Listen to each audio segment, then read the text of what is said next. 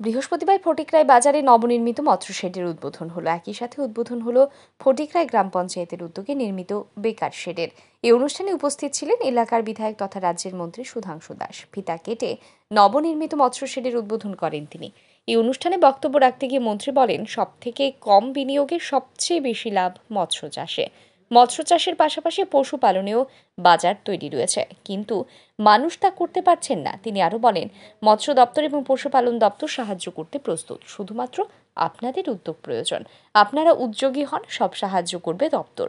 মন্ত্রী বলেন, কেউ মাছের হ্যাচারি করলে মৎস্য দপ্তরের সাথে যোগাযোগ করুন। এই ক্ষেত্রে এসসি, এসটি এবং মহিলারা সর্বাধিক 60% সাবসিডি পাবেন। বাকি 40% অর্থ নিজের জোগাড় করতে না পারলেও ব্যাংক থেকে লোন নিতে পারবেন।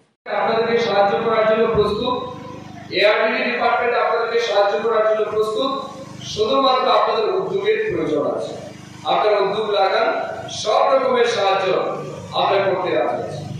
এখানে যদি কোনো বেনিফিশিয়ারি আছে বা কোনো ফার্মার মনে করেন যে আমি একটা হ্যাচারি খুলতে চাই, আমি আইএফসি একটা হ্যাচারি করব, মানে রুই, মৃগেল, কাতলা বা অন্যান্য ক্যাটফিশের হ্যাচারি, যে কোনো আপনার জিওল মাছ যেটাকে বলে আমরা শিঙি মাছ, আপনারা যদি কেউ হ্যাচারি খুলতে চান, আপনারা ফিশারি ডিপার্টমেন্টের সাথে যোগাযোগ করুন।